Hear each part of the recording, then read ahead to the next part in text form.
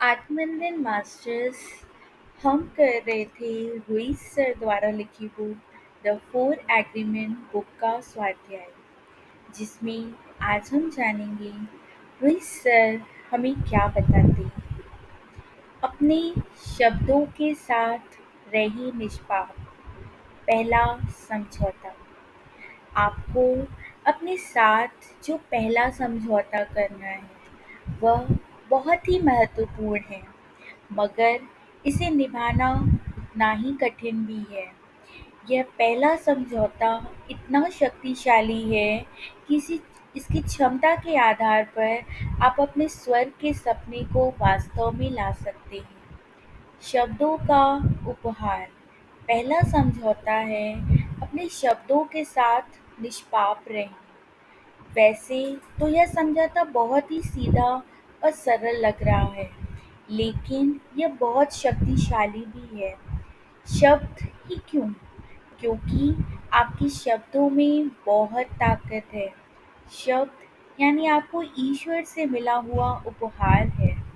धर्म ग्रंथों में संसार की रचना के बारे में बताते समय ऐसा कहा गया है कि सृष्टि के प्रारंभ में शब्द था और वह शब्द ईश्वर के साथ था। वह शब्द ही ईश्वर है। शब्दों के माध्यम से आप अपनी रचनात्मक शक्ति को प्रकट करते हैं और शब्दों से ही हर चीज़ वास्तव में आती है। आप कौन-सी भाषा में बात कर रहे हैं यह महत्वपूर्ण नहीं है, मगर आप जो भी बोलते हैं उसके पीछे की आपकी मंशा शब्दों से ही सामने आती है। आप जो सपने देखते हैं, आप जो महसूस करते हैं या आप जो सही मायनों में हैं, यह सब शब्दों के माध्यम से ही प्रकट होता है।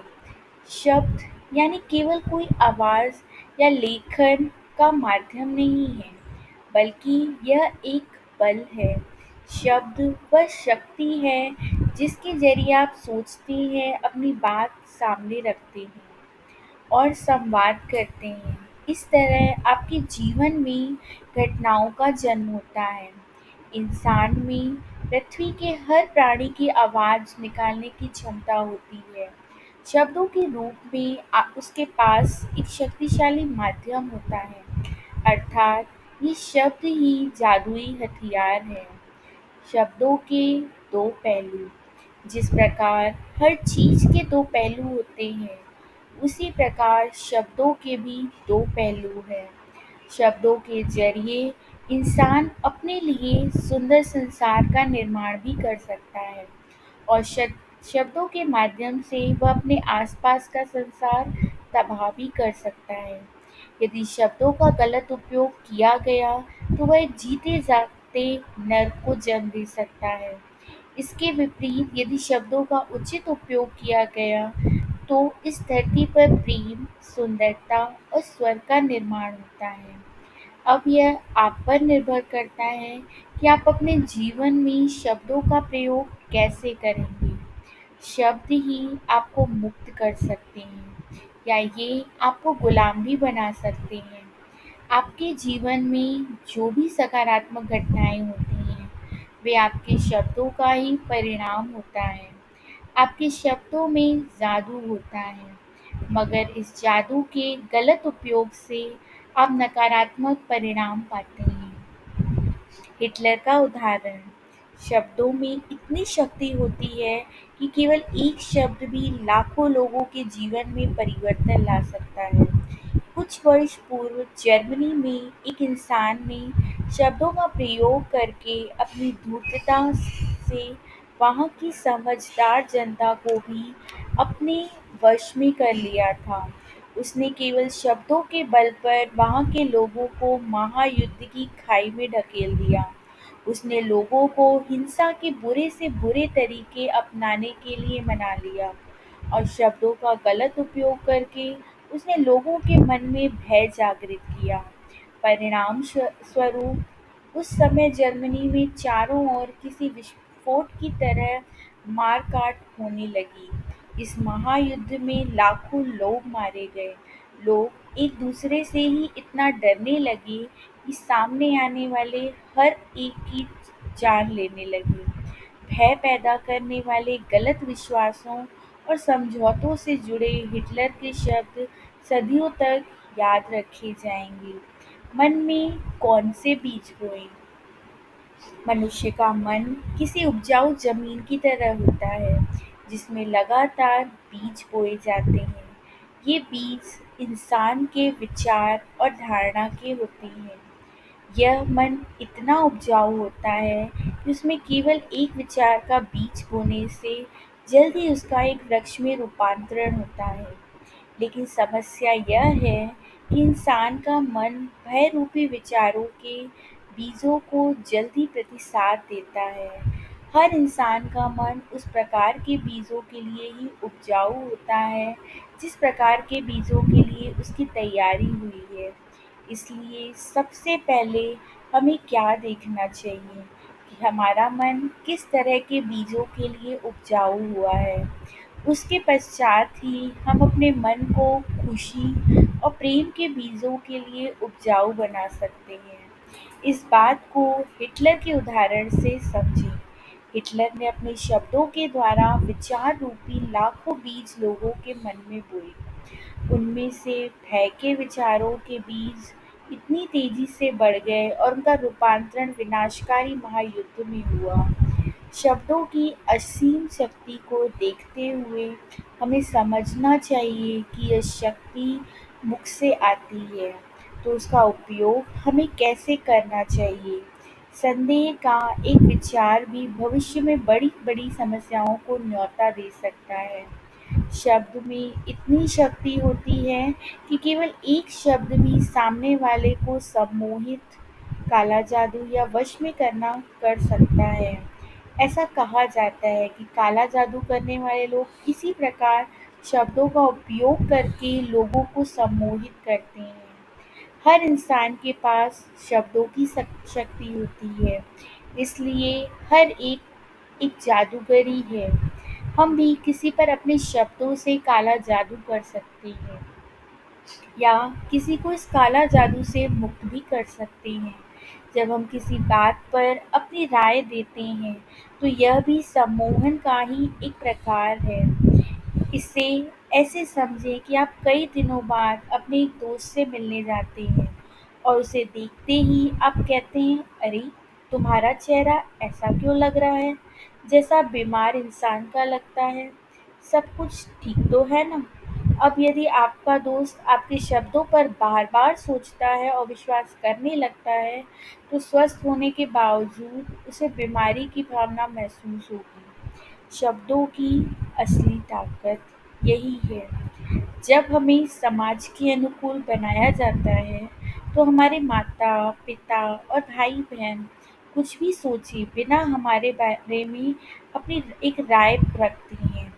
वे हमसे कहते हैं, तुम्हें तो तैरना भी नहीं आता, तुम अच्छी तरह से खेल नहीं पाते हो और तुम्हारी लिखावट भी अच्छी नहीं है। बड़ों के द्वारा कही हुई इन बातों पर विश्वास रखकर हम एक तरह से सम्मोहित हो जाते हैं। एक लड़की के बारे में कोई कहता है कि वह सुंदर नहीं है। वह लड़की यह बात सुनती है और उस पर विश्वास रखकर खुद को बदसूरत मानने लगती है। हालांकि वह सुंदर है, लेकिन फिर भी उसके बारे में कहे गए उन शब्दों के कारण वह जीवन भर मैं सुंदर नहीं हूँ इस भ्रम में जीवन जीती है। उसी विचार के साथ वह बड़ी होती है। इस प्रकार वह लड़की सम्मोहन में ही जीती है। शब्द द्वारा ध्यान आकर्षित करके हमारे मन में प्रवेश करते हैं। इन शब्दों को जब विश्वास का साथ मिलता है, तो वे धारणाओं का निर्माण करते हैं। फिर ये हमारे जीवन को सकारात्मक या नकारात्मक दृष्टि की ओर ले जाते हैं। मान लें कि एक बच्चा परवरिश के दौरान यह मान ले कि मैं मूर्ख हूँ, मुझे लोगों की बातें कम समझ में आती हैं। समय के साथ धीरे-धीरे उसकी यह धारणा और भी मजबूत हो जाती है। फिर वह ऐसी कुछ हरकतें करने लगता है, जिससे यह सिद्ध होता है कि वाक़ई में वह मूर्ख है। थोड़ा बड़ा होने के बाद वह लड़का कुछ गलतियाँ करता है और फिर कहता है, काश मैंने ऐसा ना किया होता। मैंने गलत काम किया है, मगर मैं क्या करूं, मैं तो मूर्ख हूं ना। तो ऐसी गलतियां मुझसे होंगी ही। काश मैं भी स्मार्ट होता तो ऐसी गलती कभी न करता। उपरोक्त उदाहरण से समझे कि हमारे मन में इतनी क्षमता होती है कि वह एक धारणा को सही साबित करने के लिए अलग अलग तरीके से प्रयास करते रहता है। वो उस धारणा को सही साबित करके ही दिखाता है। फिर एक दिन कोई आपको विश्वास दिलाकर आपका ध्यान उस शब्द से हटा देता है और आपको बताता है कि आप मूर्ख नहीं हैं। फिर आप उसकी बात पर विश्वास करते हुए एक नया समझौता तैयार करते हैं। नतीजतन आप स्वयं को मूर्ख नहीं मानते और वैसी हरकतें भी आपसे नहीं होती जिससे आप मूर्ख साबित होते थे। इससे शब्दों के सम्मोहन से आप बाहर आ जाते हैं। इसके विपरीत अगर आप स्वयं को मूर्ख मानते हैं और कोई आपको ध्यान दिलाते हुए कहता है कि मुझे भी यही लगता है कि तुम मूर्ख हो, मैंने तो आज तक तुम्हारे जैसा मूर्ख नहीं देखा, तो ऐसे में आपके मन का वह विश्वास और भी पक्का और मजबूत हो जाता है। निष्पाप शब्द का अर्थ। अब देखते हैं कि निष्पाप शब्द का क्या अर्थ है। इसे अंग्रेजी में इम्पेकेबिलिटी इम्पैक्ट कहते हैं। इम्पेकेबल शब्द अंग्रेजी शब्द इम और लैटिन शब्द पैकेट्स से बना है। खा का अर्थ है कि बिना और पैटेक्स का अर्थ है पाप। इसका अर्थ पाप के बिना यानी कुछ ऐसा जिसमें कोई पाप न हो, दोष न हो, जो निष्पाप हो। कई धर्मों में पाप और पापियों के बारे में चर्चा की जाती है, लेकिन हमें यह समझना चाहिए कि सही मायनों में पाप करना किसे कहते हैं। पाप यानी वह हर बात जो आपके स्वयं के यानी जो असल में आप हैं उसके खिलाफ हो। जब जब आप किसी और के साथ अपनी तुलना करके अपने आप को दोषी ठहराते हैं तो वह पाप है। निष्पाप होना इसके ठीक विपरीत है। निष्पाप होने का मतलब है जब आप अपनी तुलना किसी और से नहीं करते हैं, अपने व्यक्तित्व के खिलाफ नहीं जाते हैं। जब आप निष्पाप होते हैं तो आप अपने कामों की जिम्मेदारी तो लेते हैं, लेकिन खुद को दोषी नहीं ठहराते। इस नज़रिए से सोचने पर आपको महसूस होगा कि पाप पुण्य की परिभाषा धार्मिक नहीं है, बल्कि यह तो एक सामान्य बुद्धि का भाग है। अपने अस्वीकार के साथ ही पाप की शुरुआत होती है। खुद को अस्वीकार करने से बड़ा पाप कोई नहीं हो सकता। धार्मिक अर्थ के अनुसार इस पाप को नश्वर पाप माना जाता है जो मौत की ओर ले जाता है। वहीं दूसरे शब्दों में निष्पाप जीवन हमें चेतना के उच्च स्तर की ओर ले जाता है। अपने शब्दों के साथ निष्पाप होने का अर्थ है कि आप शब्दों को अपने विरुद्ध प्रयोग में नहीं ला रहे हैं। अगर आप अपने एक रिश्तेदार को सड़क पर देखकर मूर्ख कहते हैं तो इसका अर्थ होगा कि आप अपने शब्दों को उस रिश्तेदार के खिलाफ इस्तेमाल कर रहे हैं, लेकिन ऐसा करके सही मायनों में आप अपने शब्दों को अपने ही खिलाफ इस्तेमाल कर रहे हैं। इसके पीछे एक कारण है। जिस रिश्तेदार को आप मूर्ख कहते हैं वह आप पर नाराज़ होगा, आपसे नफ़रत करने लगेगा और उसकी यह नफ़रत आपके लिए उचित नहीं है। अगर आप गुस्सा होकर अपने मन की सारी नकारात्मक भावनाएँ सामने वाले तक पहुँचाते हैं, तो वे भावनाएँ सामने वाले के लिए नहीं, बल्कि आपके लिए ज़हर का काम करती हैं। अगर आप खुद से प्रेम करते हैं तो आप सामने वाले के साथ बातचीत करते समय अपना प्रेम ही प्रकट करेंगे और इसके परिणाम स्वरूप सामने वाले से भी आपको प्रेम का प्रतिसाद ही मिलेगा। इस तरह आप सही मायने में अपने शब्दों के साथ निष्पाप हो जाएंगे। अगर आप किसी से प्रेम करते हैं तो वह भी आपसे प्रेम ही करेगा, लेकिन यदि आप उसका अपमान करेंगे तो आपको भी अपमानित होना पड़ेगा। अगर आप लोगों के प्रति आभार प्रकट करते हैं तो वे भी आपके प्रति आभार प्रकट करेंगे। अगर आप स्वार्थी बनेंगे तो लोग भी आपके मामले में स्वार्थी हो जाएंगे। अगर आप अपने शब्दों से लोगों को सम्मोहित करते हैं, अपने वश में करते हैं, तो बदले में लोग भी आपके साथ ऐसा ही करेंगे। अपने शब्दों के साथ निष्पाप होने का अर्थ है कि आप अपनी ऊर्जा का उपयोग सही तरीके से करेंगे। इसके साथ ही सत्य और प्रेम की दिशा में उस ऊर्जा को इस्तेमाल करेंगे। अगर आप अपने साथ ये समझौता कर लेते हैं या इस बात की ज़िम्मेदारी लेते हैं कि आप अपने शब्दों के साथ हमेशा निष्पाप रहेंगे, इसकी शुरुआत भी आपने अपने जीवन में की है, तो निश्चित ही आपके जीवन में सत्य प्रकट होगा और आपके भीतर मौजूद सारी नकारात्मक भावनाएं विलीन हो जाएंगी। लेकिन अपने शब्दों के साथ निष्पाप रहने का समझौता करना कठिन है, क्योंकि आज तक हम इससे ठीक विपरीत करते आए हैं। हमने अपनी बातचीत के दौरान दूसरों से और खुद से भी झूठ बोलना सीख लिया है। हम कई बार ईमानदारी से अपने शब्दों का उपयोग नहीं करते। शब्दों की शक्ति का गलत उपयोग। जब इंसान नर्क की अवस्था में होता है तो उसके द्वारा शब्दों की शक्ति का बहुत गलत इस्तेमाल होता है। ऐसी अवस्था में शब्दों का उपयोग दूसरों को कोसने, शर्मिंदा करने, उनकी गलती खोजने और उन्हें तबाह करने के लिए किया जाता है। हालांकि कुछ लोग शब्दों की शक्ति का अपने जीवन में उचित उपयोग करते हैं, लेकिन उनकी संख्या बहुत कम है। अधिकतर लोग अपने भीतर का गुस्सा, जलन, नफरत, अहंकार और दुश्मनी को प्रकट करने के लिए जहर की भांति शब्दों का उपयोग करते हैं।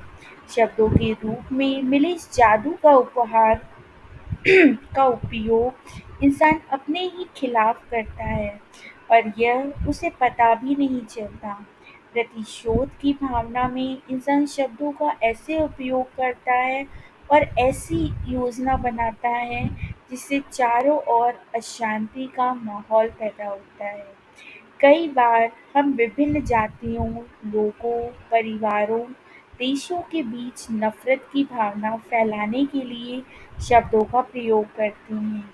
इस प्रकार शब्दों का गलत उपयोग करने से ही हमारे जीवन में नरक की अवस्था आती है। नरक की अवस्था यानी जिसमें लोग एक दूसरे को नीचा दिखाने का प्रयास करते रहते हैं और भय एवं संदेह का माहौल पैदा करते हैं। लोग शब्दों का गलत उपयोग करते हैं क्योंकि उन्हें उनकी इस शक्ति का महत्व पता नहीं है। वही यही वजह है कि शब्दों का उपयोग लोगों को सम्मोहित करने, वश में करने के लिए होता है। इस प्रकार जो शब्द वरदान थे वे अभिशाप बन जाते हैं।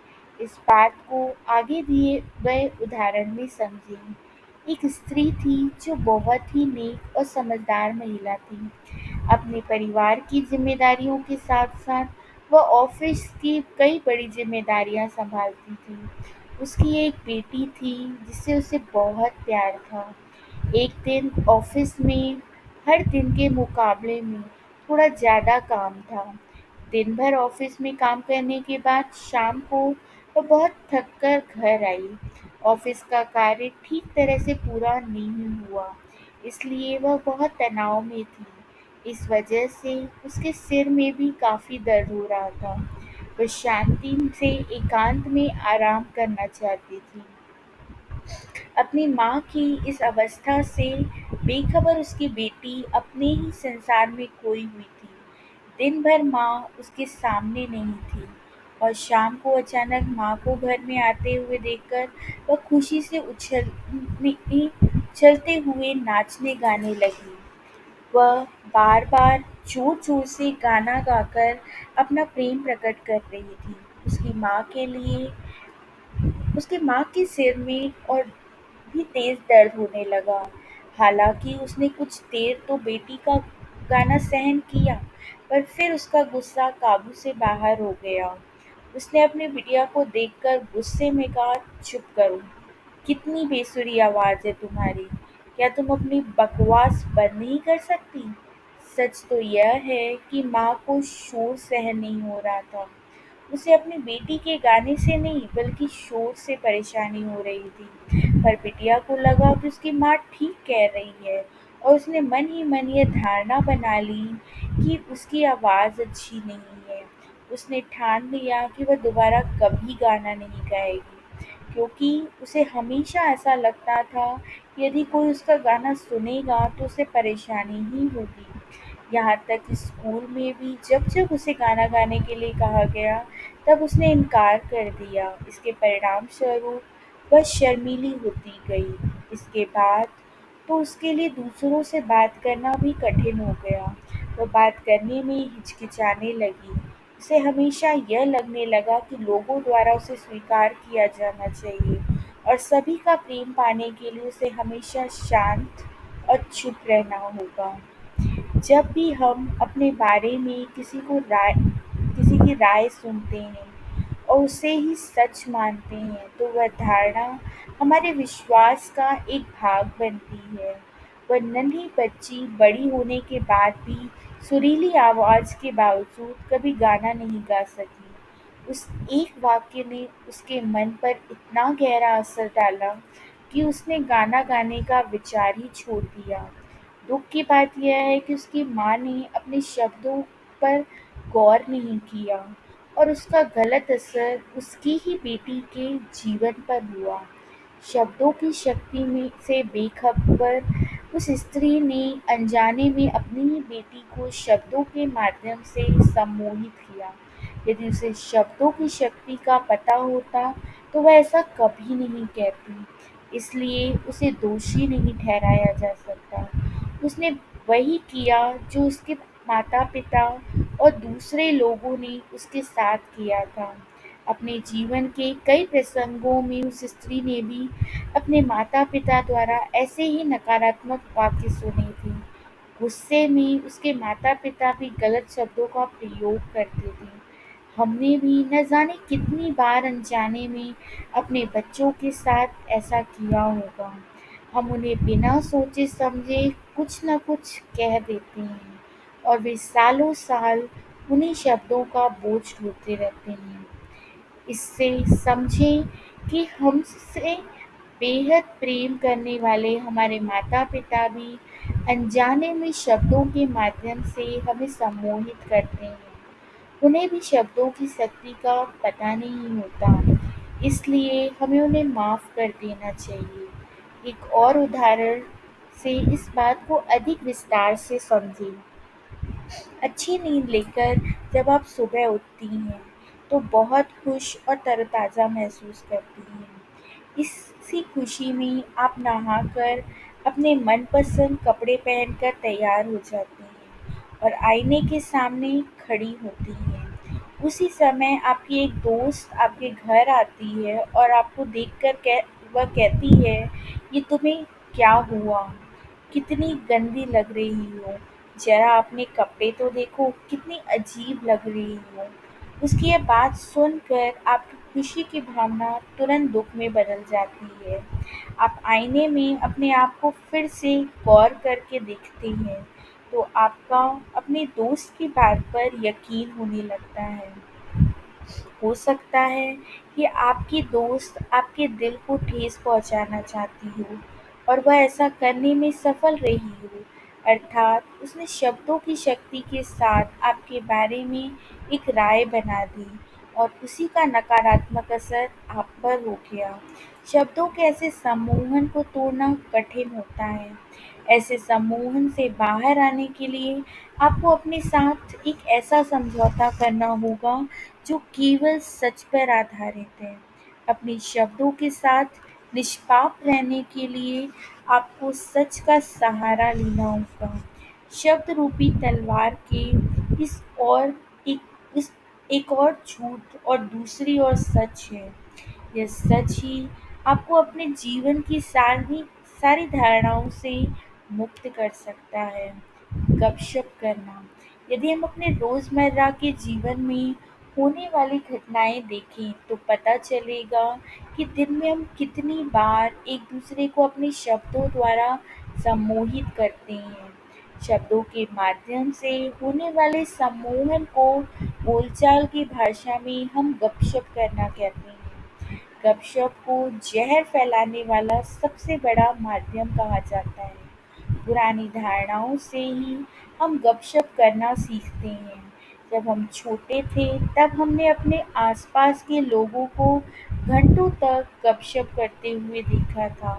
वे एक दूसरे को बड़ी सहजता से अपनी राय दिया करती थी। इतना ही नहीं, बल्कि वे तो अनजान लोगों के बारे में भी बड़ी सहजता से गपशप किया करते थे, उनके बारे में अपनी राय देते थे। इस प्रकार सदियों से लोग गपशप के द्वारा सहजता से अपनी राय प्रदर्शित करते हैं और अनजाने में भावनात्मक जहर को फैलाते हैं। इस तरह बड़ों को गपशप करते हुए देखकर हमें भी ऐसा ही लगने लगता है कि यही चर्चा करने का आसान तरीका है। हमारे समाज में गपशप करना यह संवाद करने का महत्वपूर्ण माध्यम बन गया है। इस प्रकार गपशप करना हमें अच्छा भी लगने लगा है, क्योंकि हमारे जैसे अन्य लोग भी अपने जीवन में दुखी हैं। यह भावना हमें संतुष्टि प्रदान करती है। एक मुहावरे में कहा गया है, दुख में कोई सहयोगी हो तो अच्छा लगता है। जो लोग नरक की अवस्था में कष्ट पाते हैं वे स्वयं को अकेले नहीं देखना चाहते। भय और कष्ट नरक के सपने में के महत्वपूर्ण अंग है, और अब ये ही हमारे ग्रह के यानी समाज के सपने पर हावी हुए हैं। कंप्यूटर का वायरस। अगर हम इंसान के मन को कंप्यूटर की उपमा दें तो गपशप करने की आदत को हम उसका वायरस कह सकते हैं। कंप्यूटर वायरस भी कंप्यूटर की बोली का वह हिस्सा है जिसमें दूसरे कोड लिखे जाते हैं, लेकिन इसकी मंशा हानिकारक होती है। यह कोड उस समय आपके कंप्यूटर के प्रोग्राम में मुंह में डाल दिया जाता है जब आपको इसके बारे में कुछ पता नहीं होता, और अचानक आने वाले इस वायरस के प्रति आप सजग नहीं होते। आपके कंप्यूटर में वायरस आने के बाद वह तुरंत अपना काम शुरू करता है। वायरस कंप्यूटर के अन्य प्रोग्राम के साथ तुरंत एकरूप हो जाता है। इसके परिणामस्वरूप वे प्रोग्राम एक तो काम ही नहीं करते या फिर गलत तरीके से काम करने लगते हैं। गपशप यानी व्यर्थ की बातें भी इंसान के जीवन में इसी तरह से काम करती हैं। इस बात को एक उदाहरण से समझें।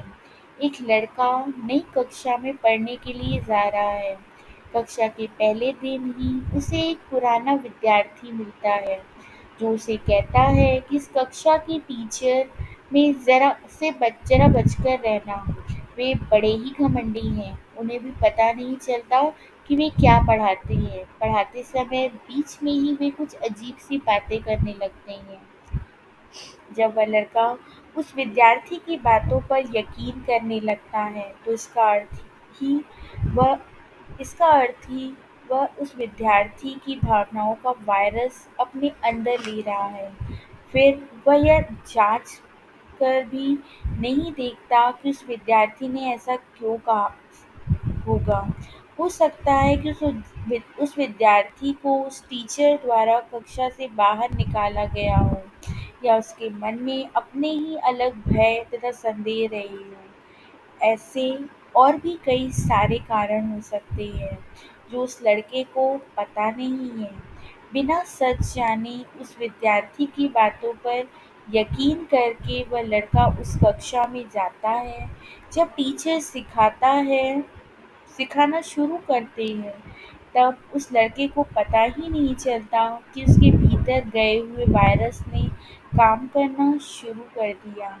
अब वह उन पुराने विद्यार्थी के दृष्टिकोण से उस टीचर को देखने लगा जिसने उसके बारे में व्यर्थ की बातें की थी। धीरे-धीरे उसे भी वह टीचर घमंडी लगने लगता है।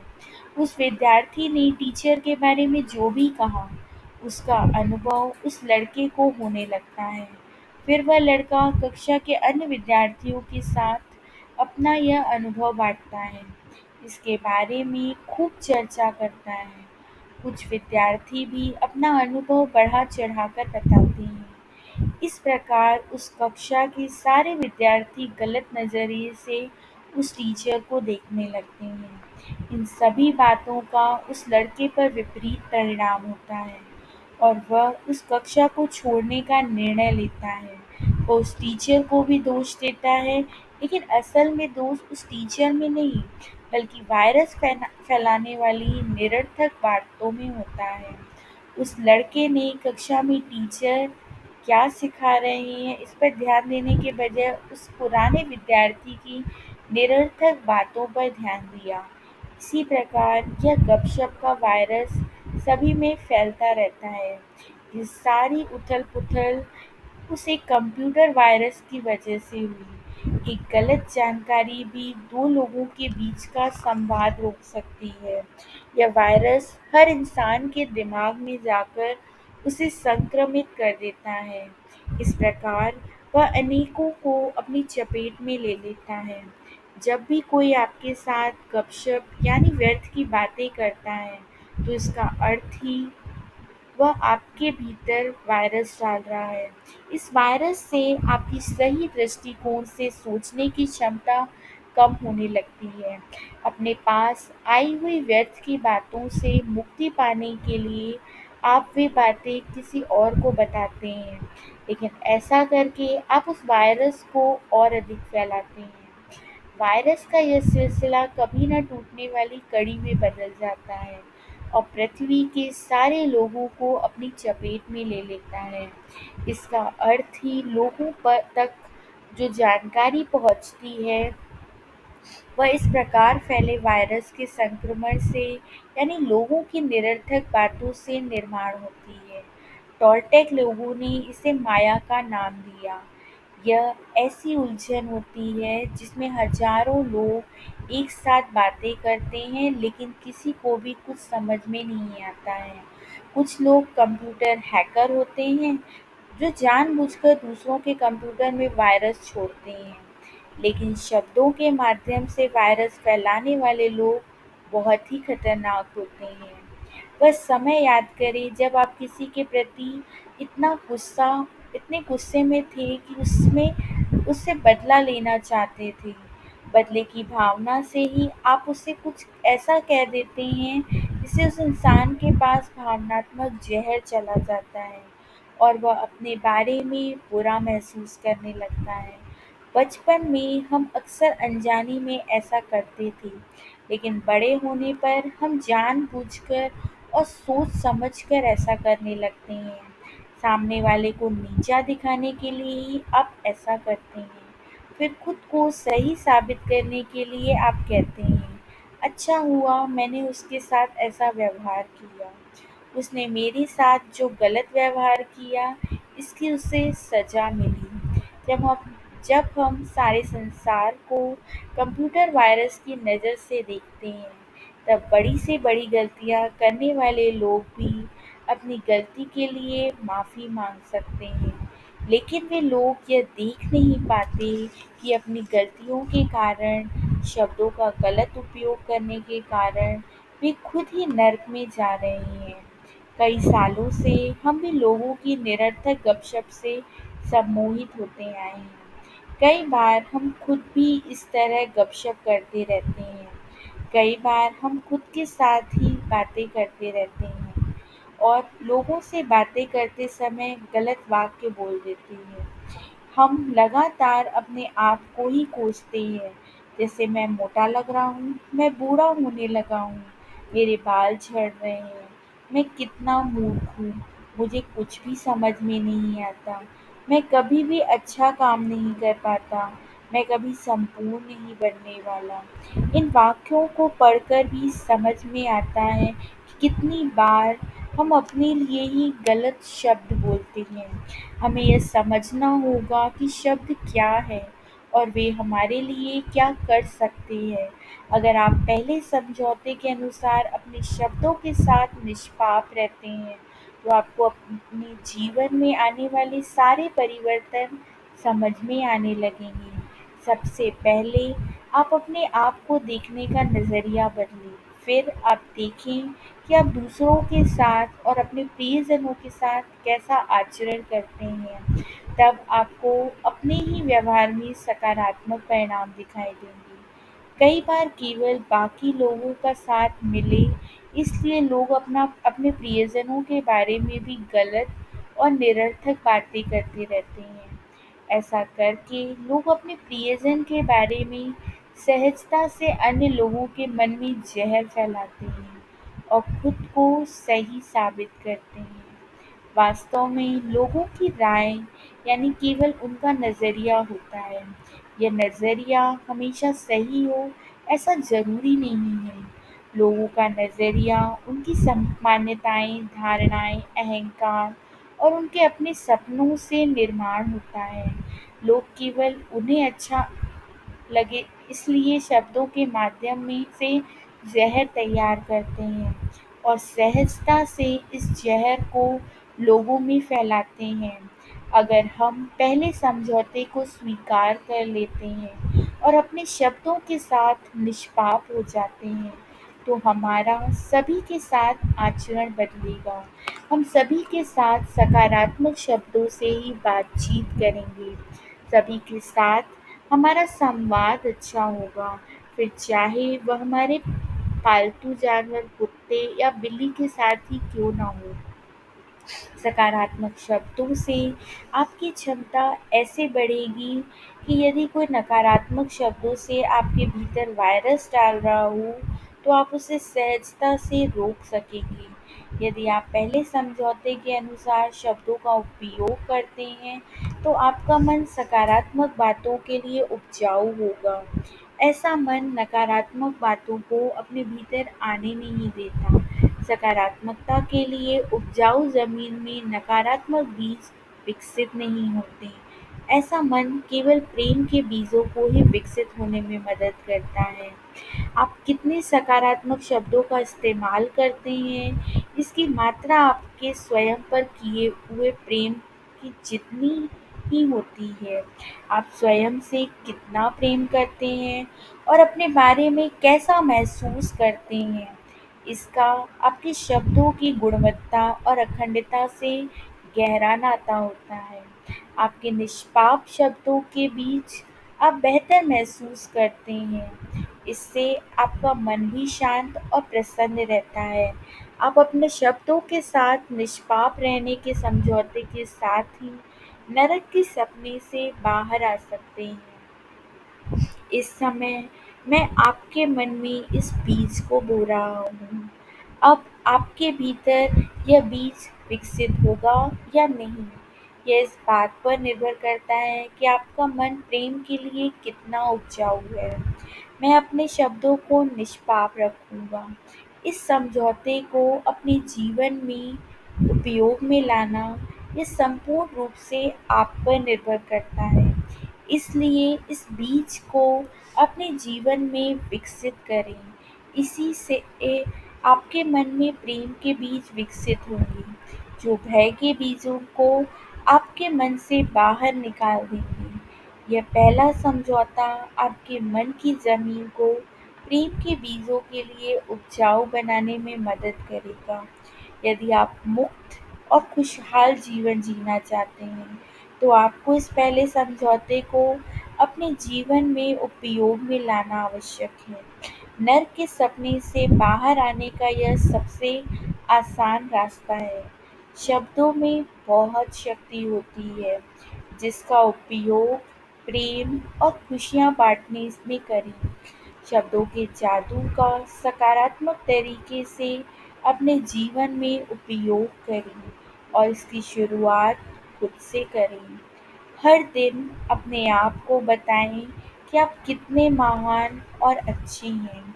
आप स्वयं से कितना प्रेम करते हैं, यह अपने आप को बार-बार बताते रहें।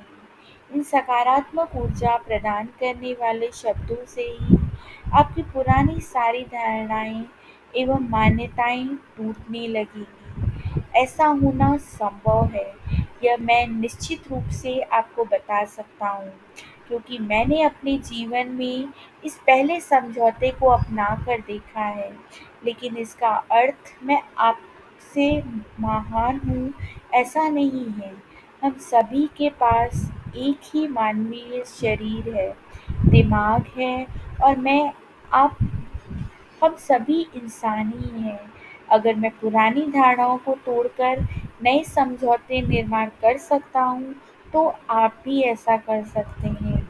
अगर मैं अपने शब्दों के साथ निष्पाप रह सकता हूँ, तो आप भी ऐसा कर सकते हैं। अगर मैं अपने शब्दों का सही प्रयोग कर सकता हूँ, तो आप क्यों नहीं कर सकते? बस एक यह समझौता आपके पूरे जीवन को बदलने की क्षमता रखता है। शब्दों का निर्दोष होना आपको निजी स्वतंत्रता, सफलता और भरपूरता की ओर ले जा सकता है। यह आपके भय को दूर कर इसे आनंद और प्रेम में बदल सकता है। जरा कल्पना करें कि आप इस समझौते के बल पर अपने शब्दों से क्या-क्या रच सकते हैं। इस तरह आप भय के सपने से दूर जा सकते हैं। आप आज़ादी और खुशी का सपना देख सकते हैं। वैसा जीवन जी सकते हैं। आप नर्क के सपने में जीने वाले हज़ारों लोगों के बीच भी स्वर्ग में जी सकते हैं, क्योंकि आप पर उस नर्क का कोई असर नहीं होगा। निश्चित ही अपने शब्दों के प्रति निष्पाप रहने से आप स्वर्ग के राज्य में प्रवेश कर सकते हैं। Thank you friends.